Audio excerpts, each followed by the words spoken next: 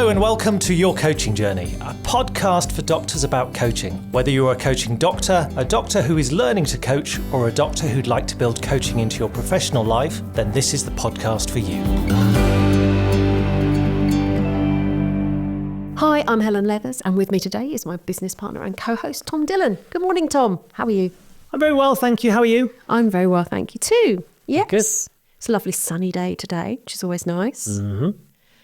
And a lovely day to be answering some listeners' questions. It's that day, isn't it? It's the that answering day. questions day. Well, we like a good question and answer session. Yeah, we absolutely do.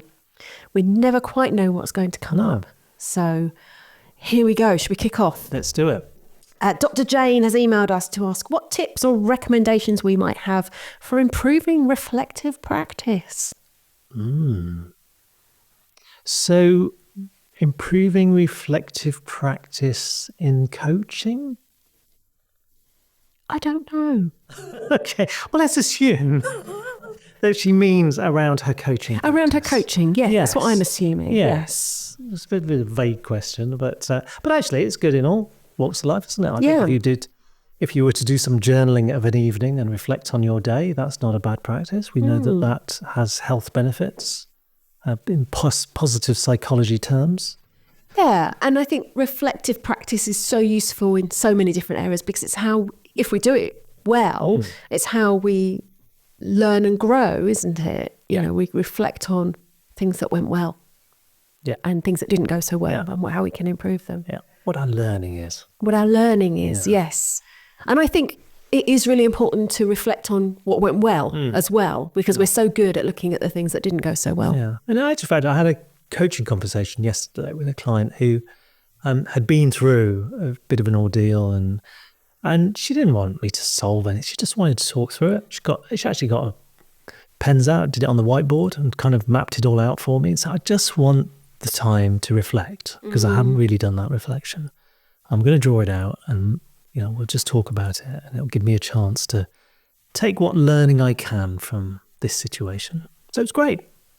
Yeah, it's and lovely to kind of go through that with her and let her unwind it all and see where she landed with it. Yeah. And I think she finished in a much better place than she started. So good. So in terms of coaching and reflective practice, do it, I guess, is one tip. I think for me, I quite like to do some reflection as soon as I finished a coaching session.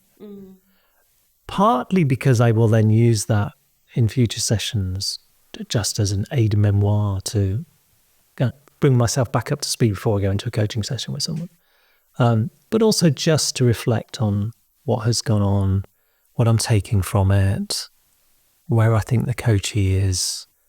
And it's interesting, I had someone a while ago that I'd noticed when I was in his office that he didn't have anything on the wall, no pictures on the wall, nothing. And it's a lot of the work that we do is around his identity and how he's showing up at work. And I thought it was an interesting reflection that I had it during the session, but it wasn't appropriate within that conversation to bring it up because we were talking about other things. And I just made a note of it. I thought, that's an interesting reflection that I have that hasn't entered the coaching room. So I don't know, it might enter the coaching at some point. I might suddenly think to say, well, just as an observation, this is what I noticed. So for me, that's my reflective practice around my coaching, is to do some reflection on each coaching session when I finish my coaching. Yeah. And I think the other space that it's useful to do reflection in is supervision. Yeah. I was going to come on to that. Please? Yeah. Yeah. Had a similar thought. Yes. So again, if we're looking for tips and recommendations, then having supervision is a good tip for reflective practice. And I will see my supervisor, Bob, and talk about what's going on in the coaching room and what I'm taking around that particular individual in that session, but also what that means for me as a coach, how I'm developing as a coach, how I'm thinking about my coaching. So all sorts of things will come out of that reflection. And probably those are the two main ways that I use reflective practice. But I do, I spend a lot of time thinking about coaching. So I will attend other people's workshops, webinars, demonstrations and look at coaching and reflect on, okay, they're doing it that way, I'm doing it this way. What do I think is the right way? So I don't stand still with it all. Yeah. To be honest, I quite often watch other people coach and get slightly annoyed that they're not doing it right.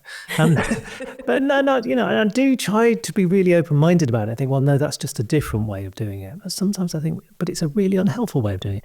So I have to be careful that I don't overdo the kind of watching other people coach, because it tends to just annoy me. But it can be useful if you go in with a sort of a critical evaluation, if you like, of approaches, ways that people coach. If you're attending workshops and CPD, to reflect on what can I take from that? What was useful? What was problematic? Yeah. Because I think that reflection can help you in your coaching as well. Definitely. And there are things that come up that I've never heard of before and think, oh, that'd be a really good way to work with someone. Yeah. And, our coaching approach, transformational coaching, is an amalgamation. It's a bundling of other approaches. So we incorporate lots of different approaches into our coaching. So we are borrowing from everywhere to get to where we are. So I'm keen to keep borrowing. I don't want it to be, well, that's it, I know how to coach now, it's over, I've done my learning. So just as an example, a couple of days ago, I went on to someone had recorded a demonstration of their coaching. They'd got a new model. And I thought, well, let me just watch it, see how it works. And for the most part, it was sort of the empty chair work of Gestalt. That was the main body of it. But it started in a really odd place. So his opening sort of question was, what do you want to talk about? And the guy told him the situation. And his next question was, I'm gonna challenge you here. What are the lies you're telling yourself about this situation? Wow. And I thought, whoa, that's kind of hitting you in the face, isn't it, straight away? Someone you've just started coaching. So I thought, actually, it's a good challenge to ask people about maybe what's not true, but probably a little bit strong to say what are the lies you're telling yourself. So that was interesting. But so I don't stop looking. I'm keen to kind of watch others. I went to an American football match at the weekend with my grandson and was watching. I've never been to a live American football match before. I have a vague interest in it, but I'm not a big fan. But what I think is really useful to watch people doing what they do in terms of excellence. So these are, professional American football. They are brilliant at what they do. One guy picked up the ball on his sort of 6-yard line, ran 94 yards and scored a touchdown at the other. Now, I think it's amazing to watch people excel at what they do. And I'm always keen to watch coaches excel at what they do. So I keep watching.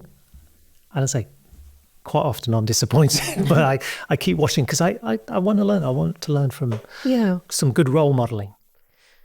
So I just thought there, going back to Dr. Jane's question, that it might be useful for us to refer you, Jane, to our podcast on journaling, because there were some ideas there around how you could use journaling to reflect. Yeah. So, but just still finish off the point I was making.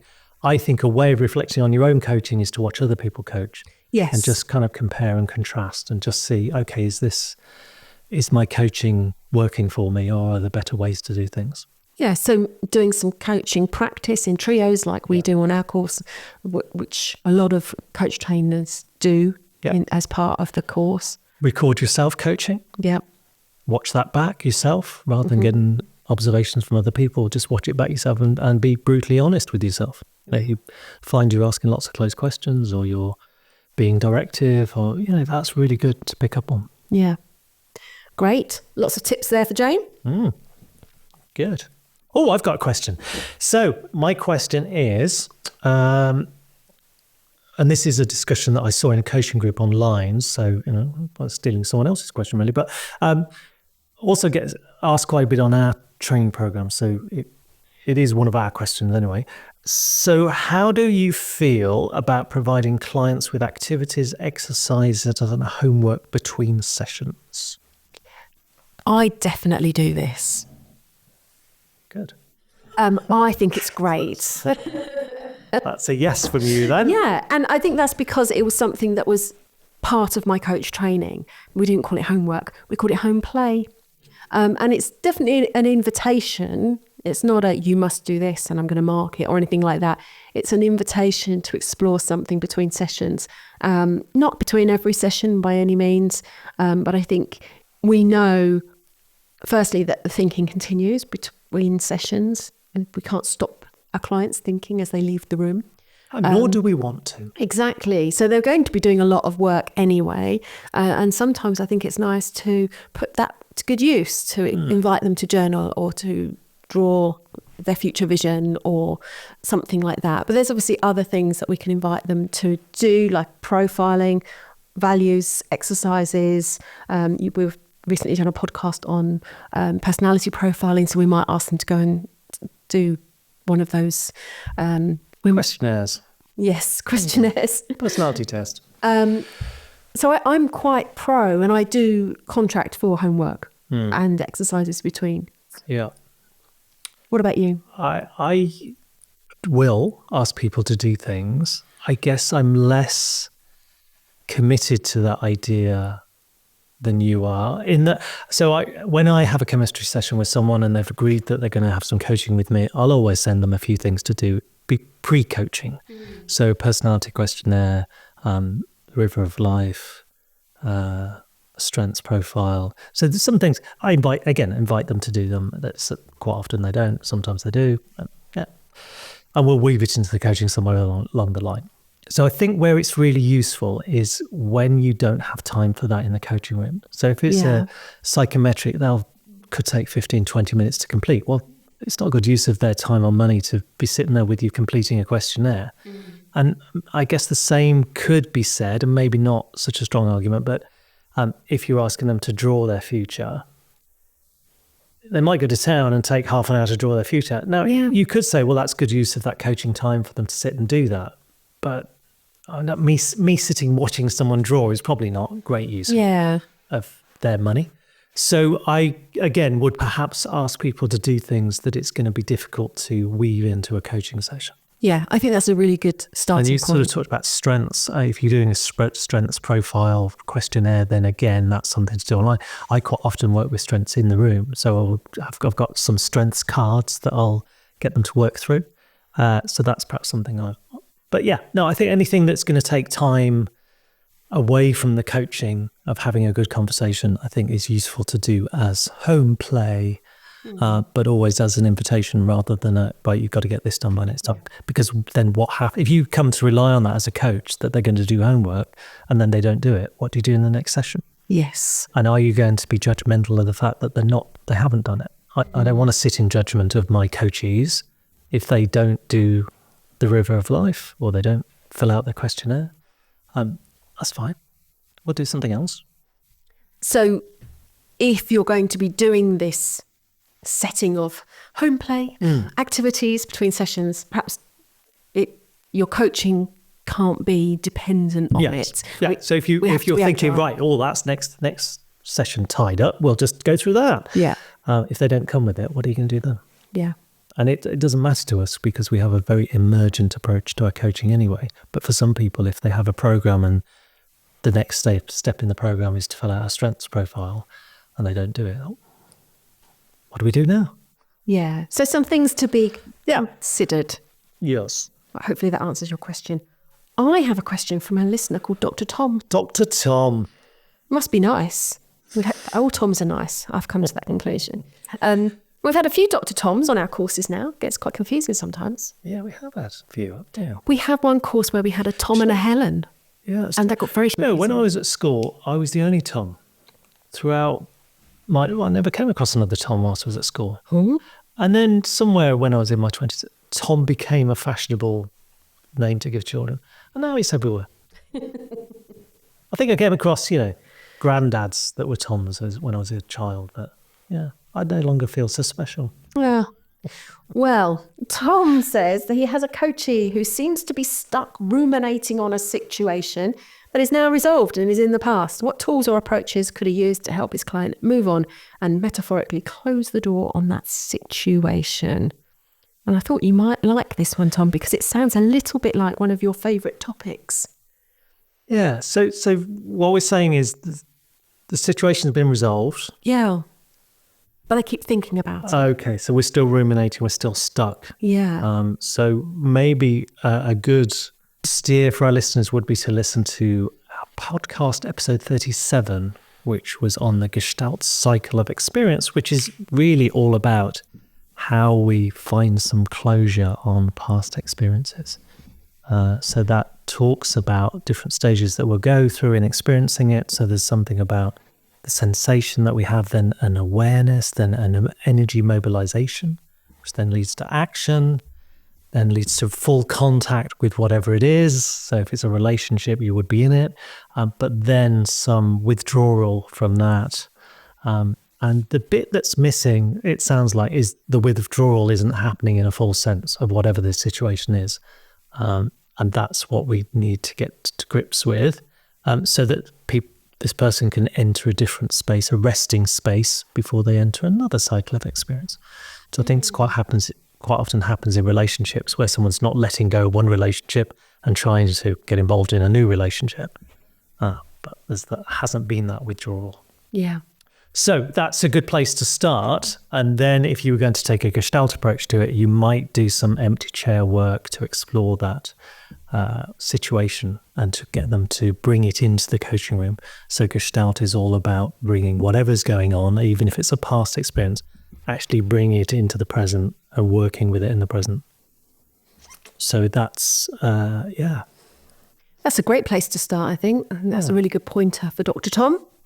Good. So thank you for your questions. If you have any more, do send them in to us. Next time on the podcast, we are going to be interviewing one of our lovely coaching doctors. Hurrah! We're going to be interviewing Dr. Rosie Khan. She's lovely, Rosie. She is. All our doctors are lovely. And she's very accomplished in the coaching world, so you'll have a fascinating conversation with her. Yes, I'm looking forward to it. Wonderful. Fabulous. So thank you for your questions. Do send more in. Thank you. Yeah, we enjoy reading your questions and hopefully we provide reasonable answers to them. So look forward to the next session. Thank you, Helen. You're welcome. Thank you, Bye-bye Tom. for now. Bye for now.